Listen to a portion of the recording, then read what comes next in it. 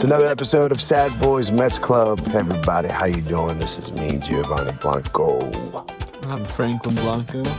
And here we are on the other side of this past week. It is now May 20th, 2026. A good, would you say, 7 weeks in to the season? 7.5. Because it's technically 8, but the first week was only a half week. And things have been topsy-turvy. Before we get into anything crazy, let's just say thank you for watching. Thank you for listening. Please subscribe, like, share, all the things. All the things. Check out our merch. And spread the word. Spread the word. Let us know what you think, how we're doing, and we'll give you a shout out as long as it's not a violent review. And if it is, we'll do it too. But let's talk about the Mets. This has been quite the week. We've been, you can say, hanging on a thin thread the last 3 weeks, it feels like, where More. pretty much since the beginning of the season, but more so in these last 3 weeks, I want to say, because it felt like,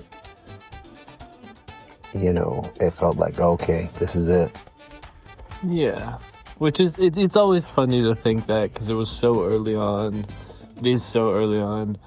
But also, like, we were like 15 games below 500. Like, it was bad.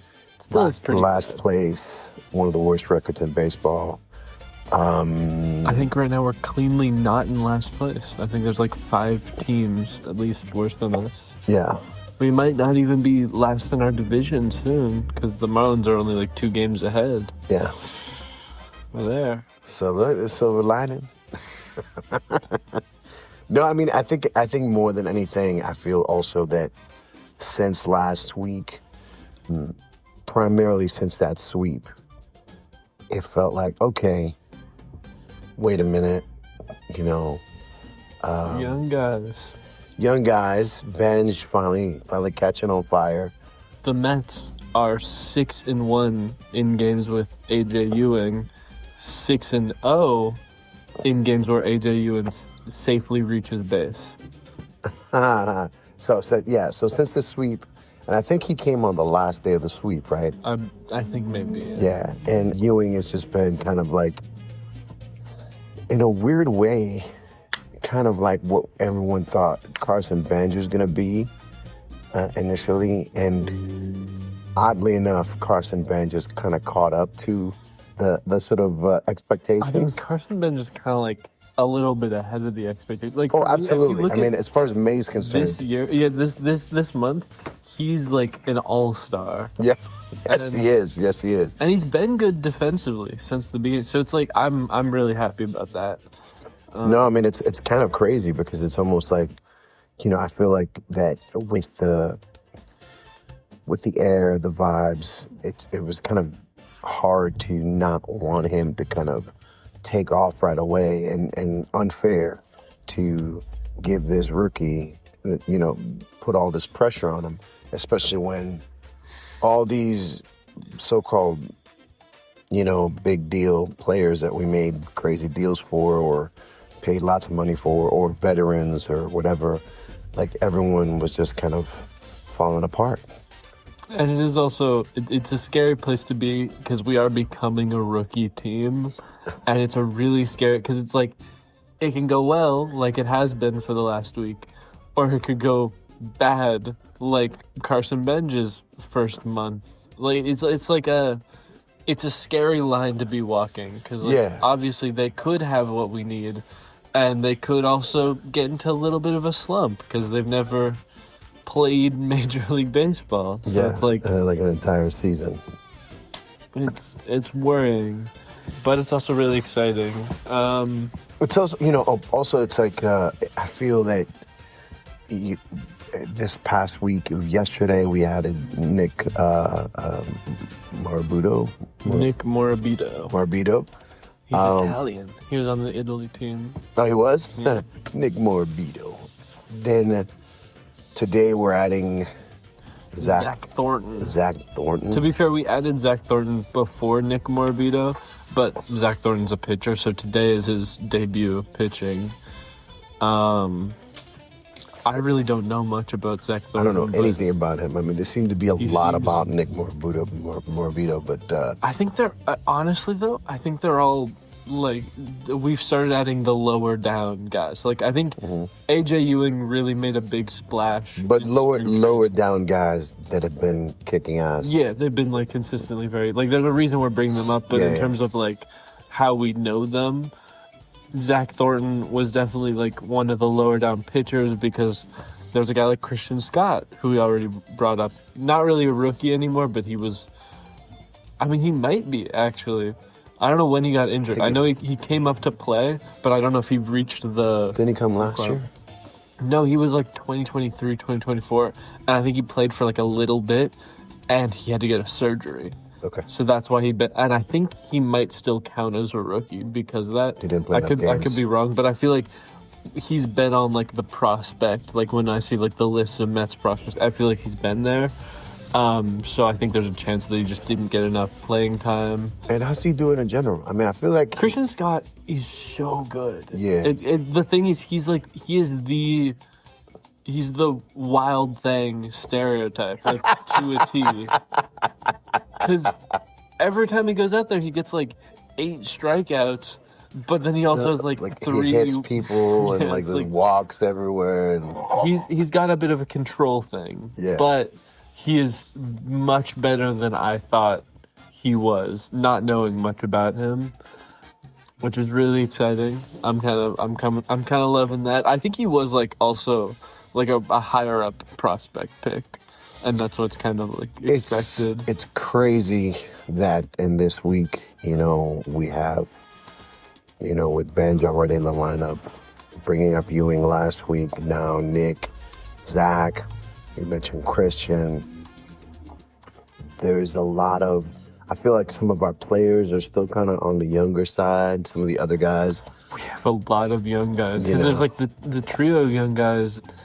Alvarez, Beatty, and Vientos are all like still in their mid 24, 20s, 25. Like that's insane. There's McLean. Yeah, McLean is still like 22. Like he's a rookie. I just it's kind of like the more we talk about it, the more exciting it feels, because it definitely feels like, wait a minute. These are brand new guys that are like having the opportunity to create their own, their own patterns in the clubhouse, and their own kind of. They're not, it's not just like, hey, it's the kid on the team. It's like there's like 17 kids on the team. That's like I feel like one of my favorite things was I saw somebody did like. It was a picture of Master Splinter from Teenage Mutant Ninja Turtles, and he was holding the hands of the little baby turtles, and Master Splinter was Soto, and then all the little baby turtles were rookies, and I really loved that. Did you see in the one game where Carson Benge walked it off, one of the games where Carson Benge walked it off, and then they like hugged, and like him and Soto hugged, and that became like a little clip, but it's like, I love to see that too, because people will always be like, yeah, Soto is probably hating being on the Mets right now. And I love to see a thing like that where he's like, No, I mean, it kind of like he has the opportunity to brush off any sort of stupid rumors or aspersions from other people as far as what they think he is to the team. And he's been showing slowly that he's a big support system, and also that he's involved, because he's actually he's hitting well. He's like doing, he's not cleaning house as much as you wish he would, because he's like supposed to be our home run. But so it's like there are those other clips, and like in the WBC on Team Japan, there's that clip of I think it might actually be Murakami, but like in the dugout after Murakami strikes out or something, then Ohtani comes up to him and they talk through a bit of the swing, and then I remember that clip. Yeah. That's the vibe that I'm feeling from Soto. Like, I love having him. Yeah. He's definitely a support system, a big brother. And he was like, I always forget this. He was one of the only like rookie guys to be out at like 19 in the major leagues. Soto. Like, yeah, there's been very few teenagers, especially like modern era, and he was one of those guys. So I think he definitely sees, like, he can relate to what they're going through. Like, he was a rookie. He was a rookie. Yes. But speaking of rookies, there's something that I'm really excited about that I just heard. Jonah Tong was scratched from his AAA start because there's a chance he's getting brought up for our series against the Marlins, which I know he had just like a so-so start last year, but I'm always a fan of Jonah Tong, and he's been doing really good in AAA, and I want to see him play. I'm kind of thinking that maybe too that his energy will just be matching that new energy again, like that with all these new players, all the young kids, all the kids coming in. Basically, there's got to be some sort of synergy on that level that's happening too. That we're not just where we might be discounting. That it's just like they're peers. I mean, yeah, every single. I followed there was like Jonah you've seen those Ewing Benge memes, like, because they played together. They played on the was it the Cyclones, the Brooklyn, and I believe it was Benge and McLean were on the same team, except they were both two-way players. And there's clips out there of Carson Benge striking out Noel McLean, which is just so fun to see. But I was gonna say something. We're talking about Soto and the rookie. I think it might have been about Tong. Oh yeah, Tong's coming up. I lost it. So Tong might be coming up versus Marlins this week. Yeah, that's really exciting. Yeah, that's what I was gonna say. I'm just excited though. He's a really like happy-go-lucky kind of guy. I remembered, I follow him on Instagram, and every time each of these guys has been brought up, he like posted on his story and he's like, "Let's go!" Like these are his guys. These are his guys, and in turn, these are our guys. Mm-hmm. Yes, this is good. This is, ooh, wow. That like genuinely scared me. Sounded like a machete slice. Hey, there's what would be remiss to just like say that we're kind of like super excited about this new energy in this past week, because it's just like that. That's the beauty about baseball, is that, in a few days things can turn around. And it's funny because for me it was the sweep, because it's just like the sweep in a time where it felt like we would never win 2 games in a row ever again this year. There were just talks. It was like, oh, we're on path to 100 losses this year, all this stuff, blah, blah, blah. Okay, the sweep happened. Those games were kind of almost uneventful, compared to what came after. Yeah, I will say, I think for you it was the sweep. For me, the sweep happened and I was like, yes, it is the Tigers, but yes. And then afterwards, I only really started to get excited. It was that last Yankees game for me. For me, it was the Yankees series. Yeah. Specifically, one guy really made. I don't remember which game this was. It might not have been the Yankees. Who are you talking about? The big Tyrone Taylor. I think that might have been after. I think it was after. That might have been after. But like, I was starting to get there with the Yankees stuff because we were playing close games, and I think that's the best kind of baseball. But when I fully felt like we were back, was Tyrone Taylor. By the way, I know you're a fan. I love Tyrone Taylor.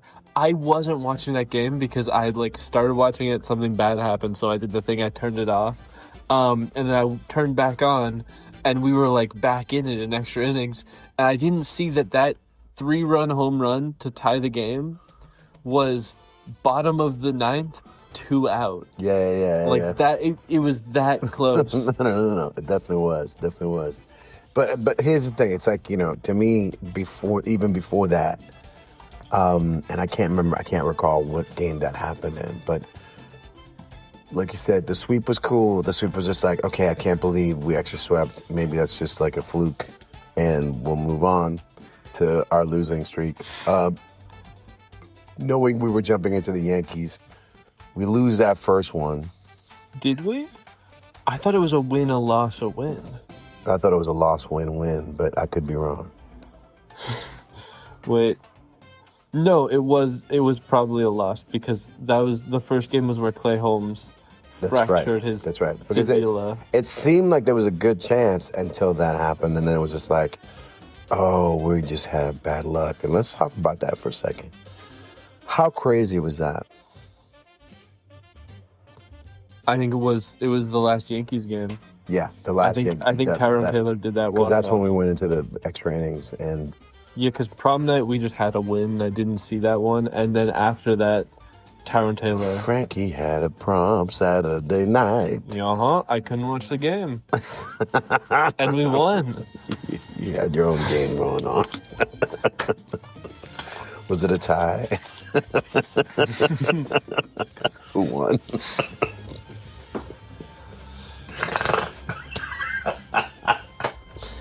My bad. But that first one, we lost that first Yankees game, man. And we went in. It's so funny because we have Sad Boys Mets Club, right? And we're trying to keep up with the sort of the content and putting things out and stuff, whatever.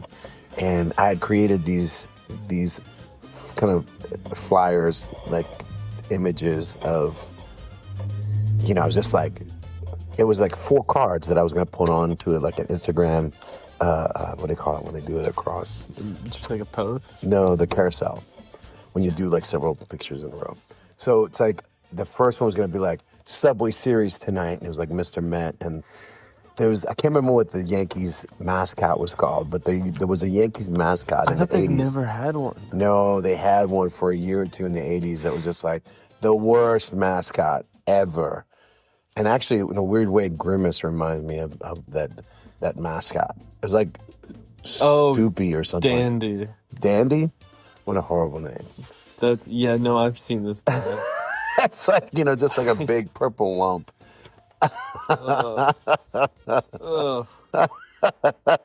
Yeah, not a fan. So I had this sort of image of like a cartoon or the Mr. Met with Dandy, and it's like Subway Series tonight, and then it was just like the next one. Was Mr. Met pummeling Dandy, and then standing victorious over Dandy, like with his foot on his body. The next one, and then the last one was, who are you rooting for? And I was just like, go Mets. And of course, I just in the process of creating these images and trying to put it like it animated somehow, the game started. And then, the Clay Holmes thing, and I never put those out. I just never put it out. It was just like, we're not good. This is gonna suck. That was But I don't, you know what I mean? But that was kind of exactly what I was worried about after the sweep. Is like, we win the sweep and now we're playing the Yankees. How could it get any worse? We get swept. Because in my mind, we lose that game and then we lost Clay Holmes. And that's like, I'm at the bottom I'm at rock bottom. And then I like Clay Holmes. We kind of turned it back up. Clay Holmes was the ERA leader for the National League in terms of people with qualified innings. And that's was crazy. And then, because the most runs he'd allowed was that game where he allowed 3 runs before he got taken out. I mean, but that was after the hit. It was bad. It's like He broke his leg and then he kept on pitching. it's It just couldn't like have gone well. shouldn't he have been taken out? Like, it's kind of crazy. No, it's weird because it happened and he's like, whatever, blah, blah. And then, all the craziness happened. And then he gets taken out and then it's like, oh, his leg is broken. And you're like, you've stubbed your toe and you've been like crying for an hour. Not you, you know what I mean, specifically. No, me. But to be fair, I've had some pretty bad toe stubs, but it could be anything. Sometimes it's like it's I think it just had to have been so much adrenaline. Like, he was like, oh my God. Because there's no other world where it was, because like he broke his leg. He shouldn't have been standing. And pitching is like half of leg. No, yeah. It's like... So that's crazy. It reminded me of, this is the image of, I think it's Curt Schilling from the Boston Red Sox from back in the day, him pitching and him having like a messed up foot that you could see the blood. The blood sock. I do. His bloody sock, and he just kept pitching. It was just like, damn. And that's, except for the, now we lost Clay Holmes for a little bit. But possibly this season. That's why Thornton is here. It does also suck because our pitching has started to slowly, like that was Clay Holmes's low point, and then yesterday we had Nolan McLean's low point, which really sucked because now he just has like a normal, like he had insanely good numbers, and now this bad start. Now he's got, again, he is like Paul Skeens, kind of like to a T, because Paul Skeens, like a week ago, had his, not even a week ago, a couple days ago, had his first terrible start since the first day of the year, and it like brought his ERA back to normal numbers. And like I feel like there's comparisons to be made. I do still think. Yeah, I just think I like Nolan McLean, and I'm hoping that I'm hoping that the addition of the other folks in his peer group will kind of somehow create an alignment of all that like talent, so because he's, if you look at his like win-loss record, it's like, my God, well, what the hell? But that's why wins and losses don't matter. I know, but they used to. I mean, because the whole point, it's like you were saying the other day, it's like, you were saying earlier about Bo Bichette. It's like, what's the point in getting a home run and driving a few in if the team doesn't win? Did you see that Angels Athletics game? No. Most heartbreaking thing I've ever seen. What happened? The Athletics pitcher, not the greatest pitcher, was pitching a no-hitter into the ninth, and the Athletics were only able to score one run, and Zach Neto hit a walk-off 2-run homer. He had a no-hitter into the ninth. It's not the greatest. It was like right there. It was like he was at like it was like an 100-pitch night, and then he gave up that. It's like it just has to suck. But still, you look at that. At the end of the day, those are all innings. It's all ERA. That's all innings that will add up, that will look good for him in his ERA. It just doesn't add up to a win. It doesn't add up to a win to the team, and you wonder. You have to take into consideration what kind of support, what kind of confidence do you get from winning games? You know what I mean? If you're winning games, does part of you take that in, like adrenaline, like fuel? Or does part of you kind of settle and like, oh, we're good? And then somehow you kind of drift off into like mediocrity.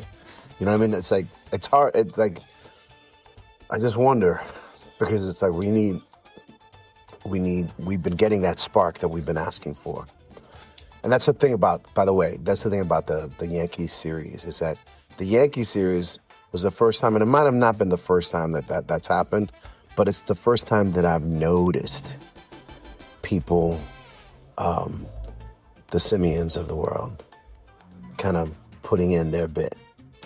I mean, it's like I feel like he's woken up. I'm anti-Semyon. He has woken up a Semyon, bit, but I'm still anti-Semyon. It's funny to me because I just like I can't.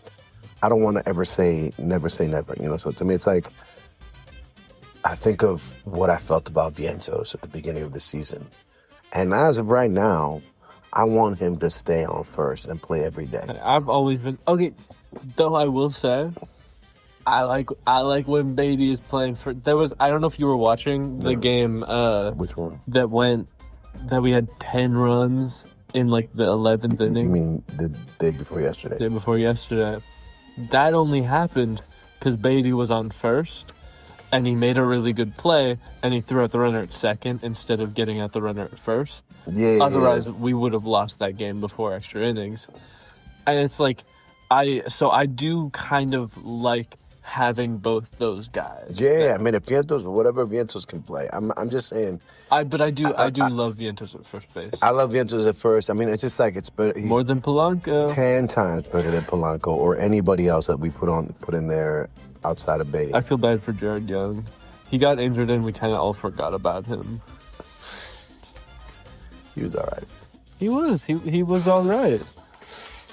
That's the thing. It's like right now we don't need all right. We need people who are like, I mean, Vientos is on fire. Like Vientos is like literally we need somebody who can multi-hits every day. 2 home runs back-to-back games. No, I mean, and he's doing it, and it just feels like it's almost like he's like cosplaying an all-star. It's like really weird. Do you get that feeling from him? Like he's just a really up and down player. Yeah. But it feels like he's been a lot more up. Definitely. And also, not gonna discredit him because a month ago, he was like the only person hitting. You know what I mean? And you know why he was hitting? What? Because it was a West Coast series. That's right. You're a West Coast theory, but they've been on the East Coast. Yeah, they've been bringing it back. And Vientos has been hitting. So damn to beat our predictions or theories because he's proven us wrong, and that's awesome. That's awesome. I mean, it's like, you know, almost too. It's kind of crazy is how the media has been completely like, and just in a week, it's like there's nothing on Mendoza's firing. You know how close that was. I am still a little peeved he didn't get fired because I do want to see Carlos Beltran up there. I want to see what he can do. But at this point, I'm happy that he's still here because we're winning. We're winning, and obviously the choices that have been being made in the last 10 days are significant. That we've been winning with not our best players. You know what I mean? Like he's moving people around, doing things that you're going like, why would you put this person at bat first? Are you crazy? Or like putting Soto first or whatever. And it's like... That was still like the most ridiculous thing. This is like the most desperate thing I've seen. Yeah, me too. Whatever. I'm not an expert. It just didn't feel right. It just didn't feel right. You don't even have to be an expert. Like there's just like felt the like simple logic of like somebody said, here, put these 2 shoes on, and there were 2 like left shoes, and you're like, no, but this is not. Why are you doing this? And I believe we didn't win that game. Oh, for sure not. I think Benge is our best leadoff guy. I'm always a fan of like, I like a nimble guy in leadoff. I think I'm biased because I'm like, my base setting is Lindor leadoff. Mm-hmm. So to me, it like makes sense. Like, yeah, I want Benge there. That fits. And it's been working so far. I still believe that in a team where the people who were brought in to do certain work would have been doing their work or their jobs and not be injured, that Benge's best lineup position would have been ninth. But that's me because I remember this, and this is like something that happened, I want to say in the 90s, and I can't remember which manager did this. It could have been the manager for the Phillies at the time. But they put one of their better players ninth.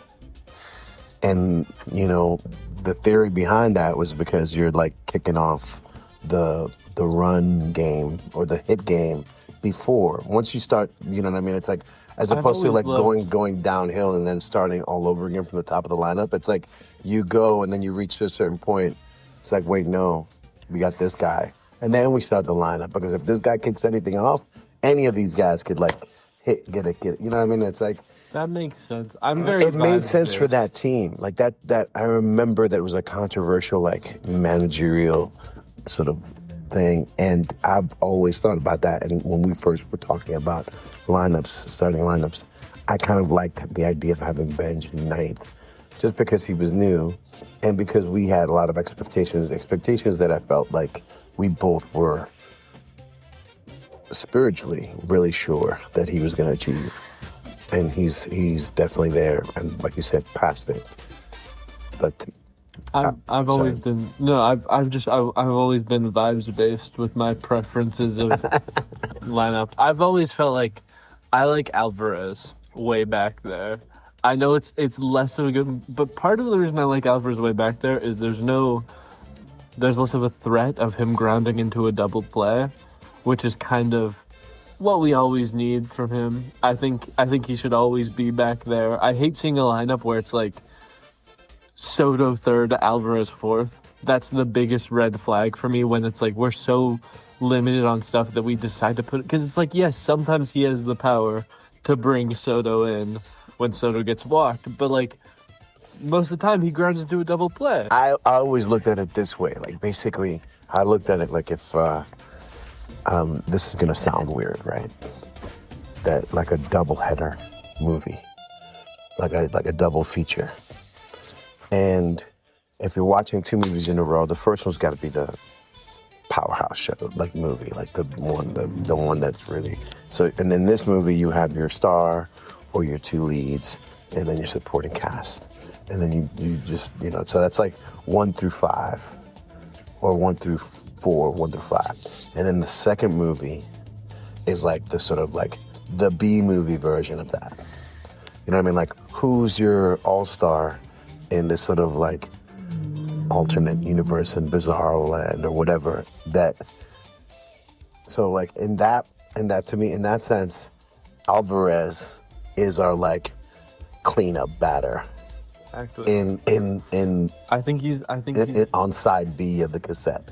he's You my know. he's my B-side backup cleanup guy. And it's like that's how you have to see it. Like so after Soto has to be the first batter has to be I whoever. like Vientos there. I've always Man, I think the thing is that Vientos is just kind of turned into like, 2-3 batter. Like, he's like right before Soto. But like this is my issue with Bichette.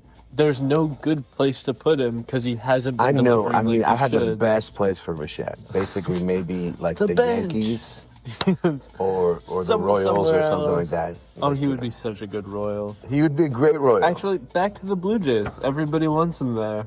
They were so sad when he left. I'm just like, it's because I do think he should be up there, but like I think Benge first, Soto third, and then we need a guy who can like hit for power. And I think it's like very clear that like our Beatty is gonna be fifth. Like that's always gonna be like. I like that. I like Beatty because I think Beatty's a good hitter.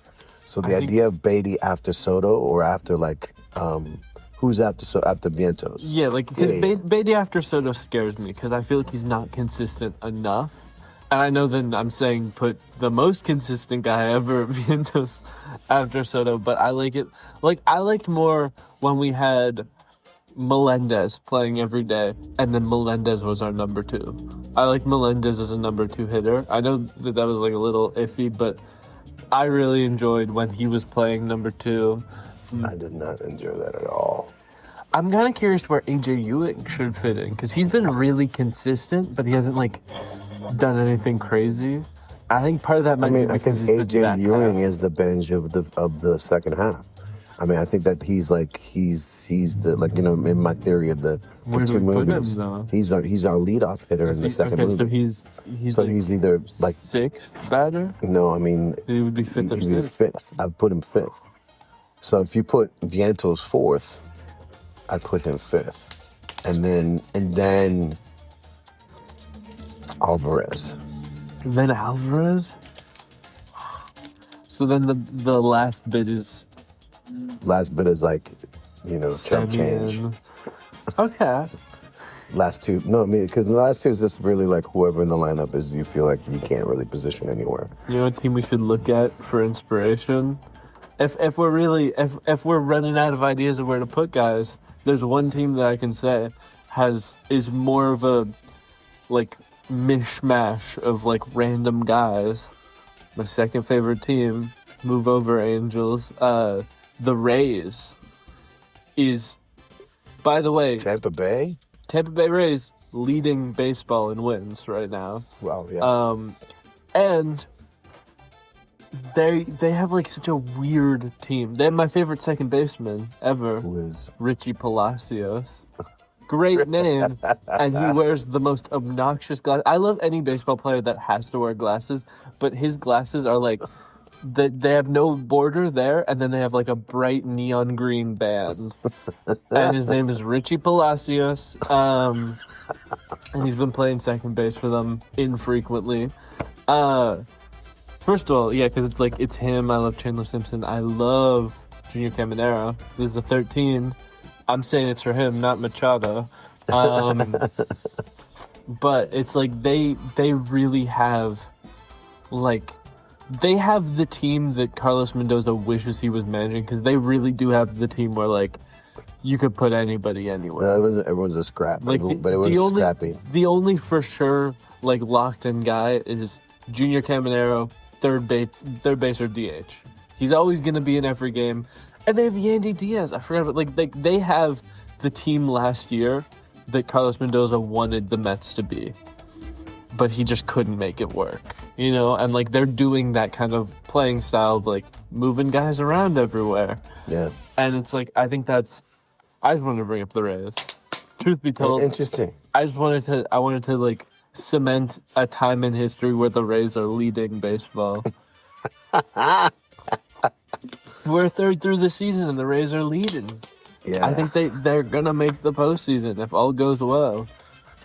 I'm excited. It's gonna be interesting. They've swept like 9 teams. It's like they're so good.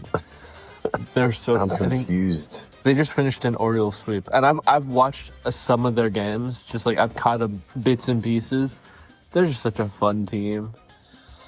I have to say, not to give props to or a free commercial ad for the MLB, but I'm such a fan of the recaps. Like, they're so cool to just get either the condensed game or the recap. I've never been much of a baseball watcher outside of my teams. And I have several. So it's like, but I love the Mets. I actually like the Dodgers as well. I'm sorry. And I like the Angels as well. Somebody had the nerve. We were talking about going to see the Rays play the Angels, and the way that they're working, they're playing the Angels, and then the series right after they're playing the Dodgers. They had the nerve to be like, we could go to all 3 Rays games, or we could save up and go to one Dodgers, or all 3 Angels games, or save up and go to one Dodgers games. It's like, who do you think I am? That's the most insulting thing I've ever heard. You think I would rather watch the Dodgers play I was so mad. Like, not even that's a crazy thing. That person is now an acquaintance. Yeah. They're not coming with They me were a friend, to the Rays and now game. they're just... That's the acquaintance. Also, some people will hate another Rays thing. Some people hate. I love their field. It looks What's to so do with weird. their field? It's such a weird, messed up looking field. Why is that? I'm curious. Well, because it's like a big fish tank. Like you might have to just see a picture, because like their whole thing is that the Rays, they changed from the Devil Rays, as in like the creature, into the Rays, like rays of light. So their roof, which when did this happen? it's a big shame. They were only the Devil Rays for like a couple years back in like the 2000s when they started, and they were such a cursed, terrible team that they had to change it because drop the devil. Yeah, exactly. And so it's like it's a shame because the Devil Rays stuff looks so much cooler. But they're just like the Rays now, and that's kind of why I was always like on the fence about them because like it's like I don't know. They have a big massive dome with rays of light. Oh my god! Coming from the center. It's like I love it so much. It's hard to zoom on my phone, but I like. It's weird. It's like it's like a fish tank. It's like a fish tank, but it's also very. What do you call it? When it's like old fashioned and it's got sort of wrought iron things to it. What like? You know what else I found out just very recently too? Yeah. They have a tank of rays. And that's never. No one's hit a ball that's broken that glass. I feel like somebody must have hit. I mean, because I always remember there was that one. It had to have been like the Marlins where they had the aquarium behind home plate and like the foul ball. But like, yeah, what did you think would happen? So stupid. It's so distracting too for the pitcher, I imagine. It's crazy. So weird ballparks we must visit. Tampa Bay. I'm a big fan. I guess maybe we can do that trip next year. Spring season, spring training. Let's go see the Rays. Oh no, but then it would be spring training. We wouldn't be able to see. We would have to time it. Yeah, let's catch a little bit of spring training. Go see the Rays. Let's see if they're. I want to see if they're playing a home game first. That's the difference maker. While he looks at that, I want to remind people that we do have an Instagram and a TikTok as well. Sad Boys Mets Club. And we have also some merch too. So feel free to check out sadboysmetsclub.com and sign up, spread the word, like, subscribe, hit the bell, do all those things.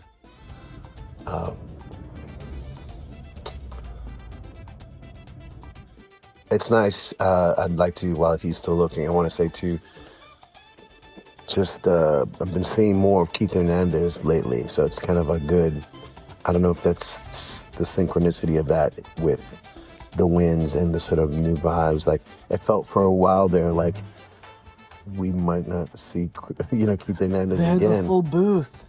Yeah. I loved that when they brought the full booth back. I feel like it's just like the less we see Keith Hernandez, it's there's like a certain vibe, energy level that is missing. So it's good to see him. It's good to see him in the mix. All right, what's next, man? There's not much next. I think we're. Did you say what you wanted to say about Bichette? Yeah, I kind of covered it briefly. I was just like, I'm still mad at him. Some people will say Bo Bichette is back. He hit 2 home runs. We still lost the game. If Bo Bichette wants me to think that he's back, I wanted him to run into the outfield and get that grand slam ball. Like, I wanted him to get that ball. If he's not, I don't care that it wasn't his fault. He doesn't get credit for being back unless we win the game. Yeah. That's what I need today. I need to see him hit a home run and we win. Then I'll be like, oh my God, Bo Bichette is back.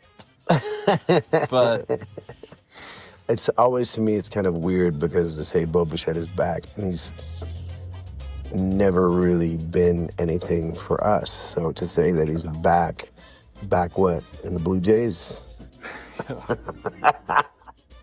Oh, there's one other thing that I wanted to talk about. Let's talk.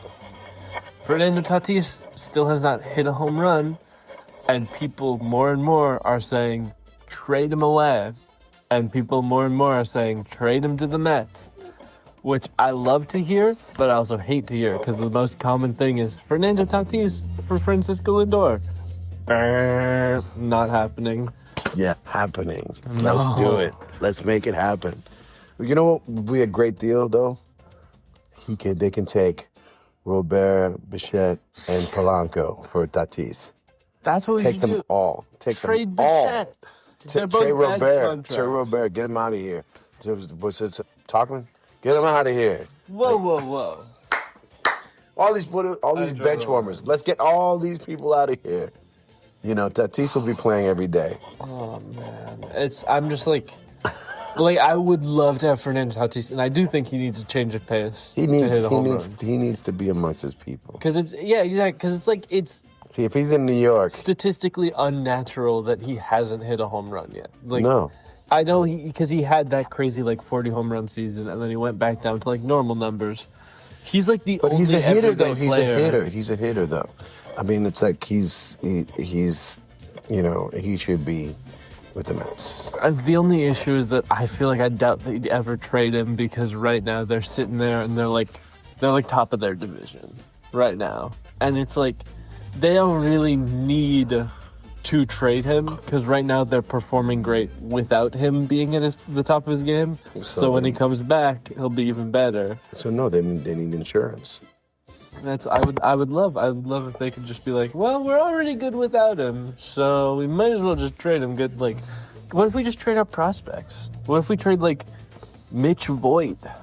I keep thinking about Mitch Voit because every time my phone likes to do a thing where when I type in Mets, it goes to the Mets minor league news from when I opened it on draft day when we drafted Mitch Voit first. Every single time I type Mets, so I think about Mitch him doing?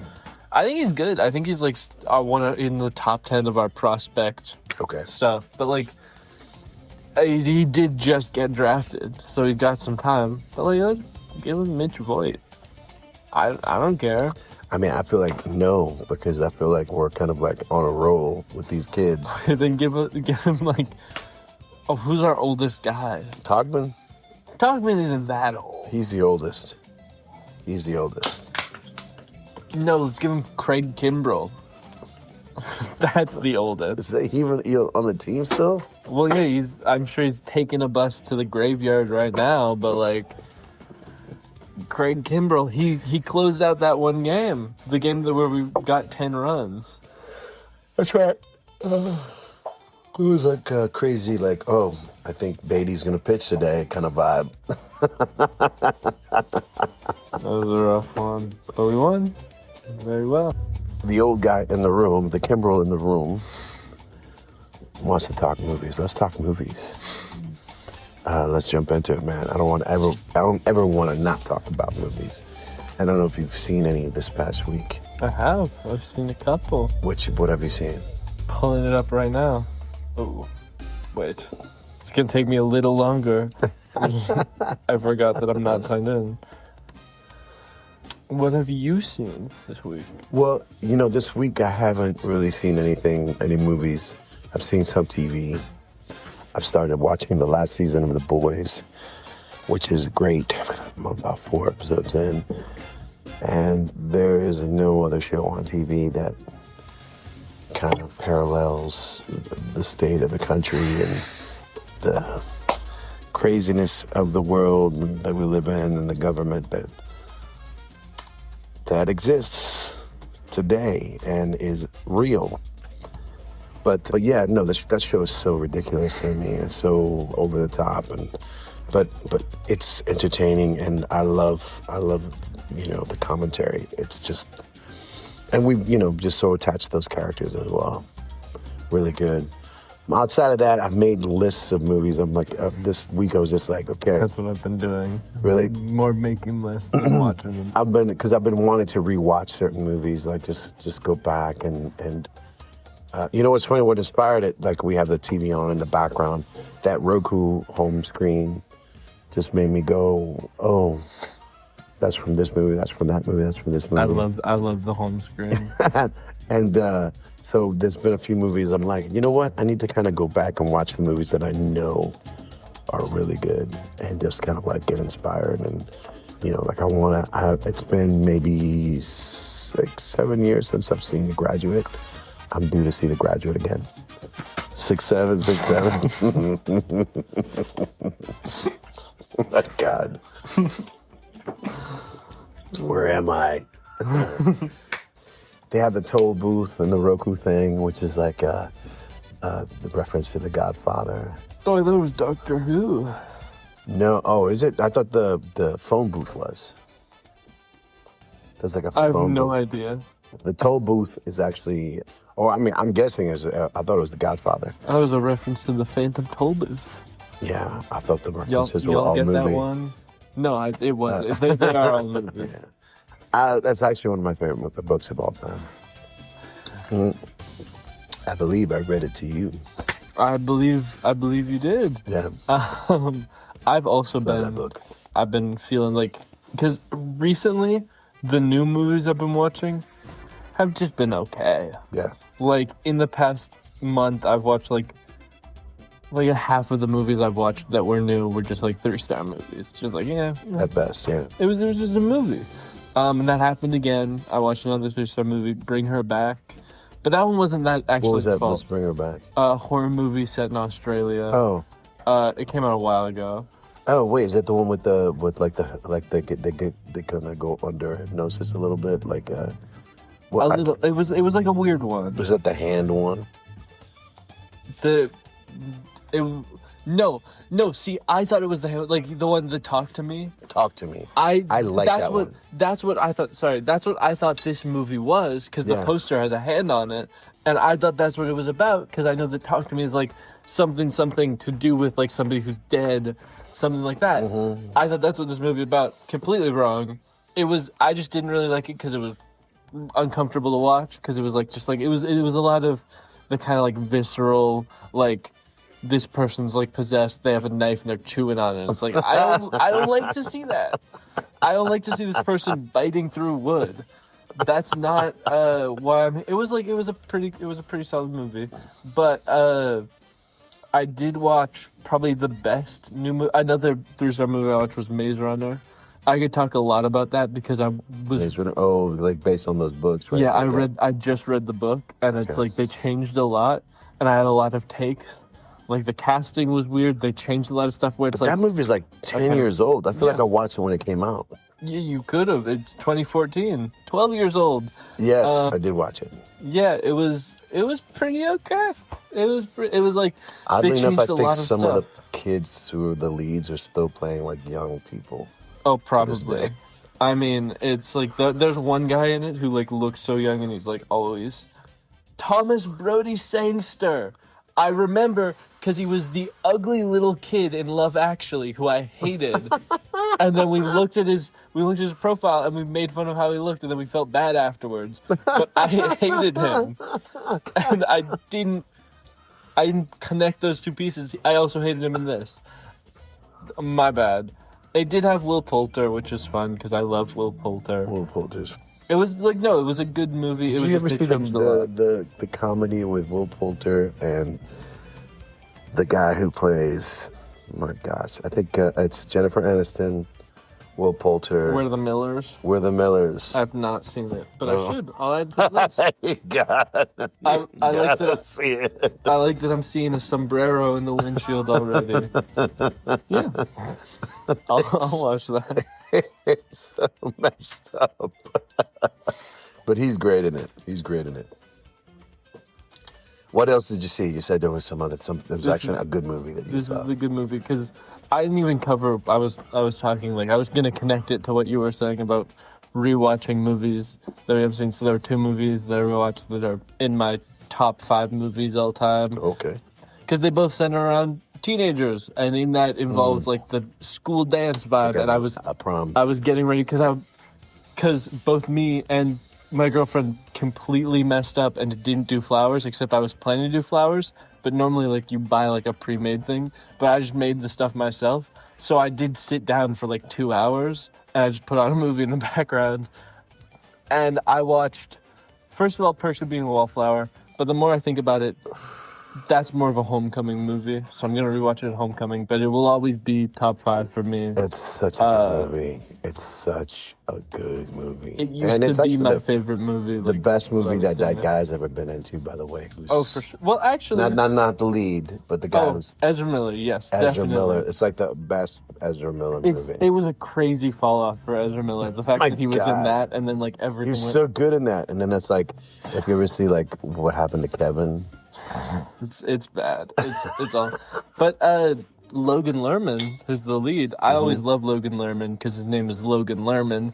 He was like Percy Jackson. I haven't seen that, but he was in Bullet Train, really small role. But he was in a movie called Oh Hi, which I really enjoyed.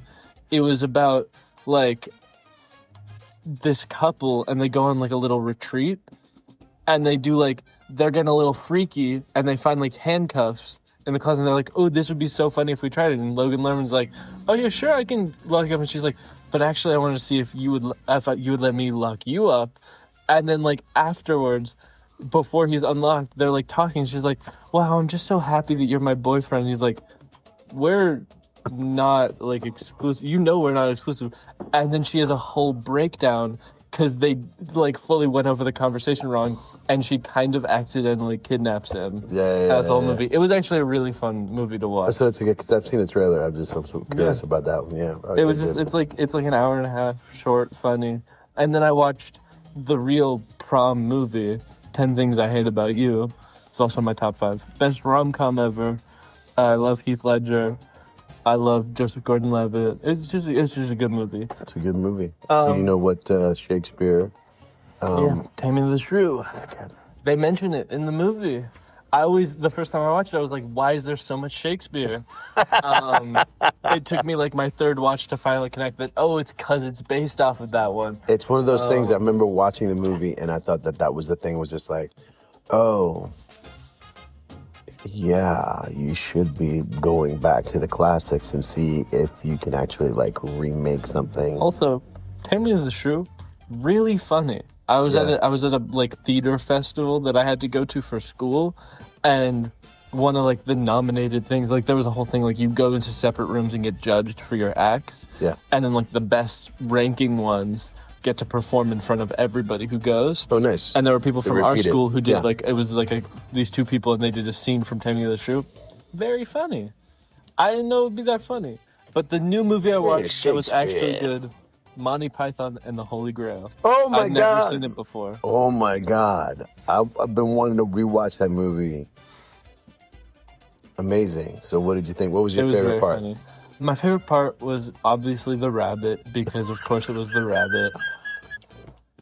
I liked a lot of it. It's hard not to like, because it's like, I could list all of my favorite bits, but it is just a movie of bits. It is. So It's kinda like- a skit movie. but it was very funny. Oh God, yes. It's kind of weird because you think of that. I mean, their show was so pivotal as far as like we think of things today that, you know, the uncomfortable, awkward, weird, kind of nonsensical. The guy, I always forget his name, chair company guy. It's his whole Tim thing. Robinson. Tim Robinson. Yeah. But then there's a sort of like, there's also the idea of like playing something that's normal into a state of absurdity. You know, that I feel like Key and Peele would do well. You know what I mean? Like, It is so Key and Peele. that they were just Speaking like, of Key and Peele, we never covered the Giants hump celebration. Did you ever see that? oh, Which, by the way, the Good Mets call. did. The Mets did at one point. They They- did one time. They did a little hump. so what happened? in So honor- basically, this is what I heard, that the Giants did it a couple times, and they were like, no more, you can't One do time. that. One time? One time, and it's because they went a little too A little too wild with it. a little too slap ass with it. They did 3 pumps. Do you know that like- sketch? No. It's the football celebration one where you're allowed to do 3. You're allowed to do 2, but the moment you get to the 3rd, it's like a foul. I do remember that. They did more than 2, and then you know what's really funny? They got a letter from the MLB saying they couldn't do it anymore, and then when they did it again, it was only 2. It was only it was only allowed because they did 2. But the Mets also did like a little one, a little tame. it's all been tame since like the first time, but they did a little one tame. So Again, no humps in baseball? yeah, this is also another situation where it's like the Dodgers are clearly the MLB's favorite team. And I know it's crazy to say that, and I know that sometimes you can say that, and sometimes it's for the benefit. Like, I think the Shohei rule is only because the Dodgers are MLB's favorite team, because they bring in so much money. It's like it makes sense why they're the favorite team. And the Shohei rule is only because they're the favorite team, but it also makes sense because it's the rule where Shohei only counts as one spot on the roster. Oh, yes, they made it up for him. Yeah, and it's like that's like a rule, but it's also like I agree. I think that should be a rule, but the rule only exists because they're the favorite. Like I think for sure that should be a rule. He should only take up one roster spot, but that's like a whole thing. But the Dodgers have been doing the craziest celebrations ever for the longest time. Kike alone. Kike alone is kind of wacky. I love Kike, but there's like a clip of Mookie, and he's doing like a wild. It's like they never got anything for it. But then the Giants want to do like just 3 measly humps. It's over. But weren't the humps together? Well, I'm gonna show you this. It's.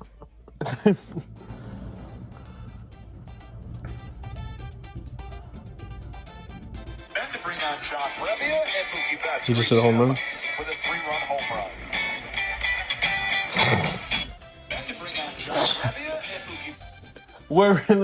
We're really gonna give the Giants flack, but it's fine. They're doing it again a little bit. Just side tangent. I love that that's a thing. I think we will end this week's episode on 3 humps and a splash to the face. I love Mookie Betts splash. Thank y'all for listening. Thank y'all for watching. Let's keep winning. Let's go Mets. Let's go Mets. There's always next year. That's always this year.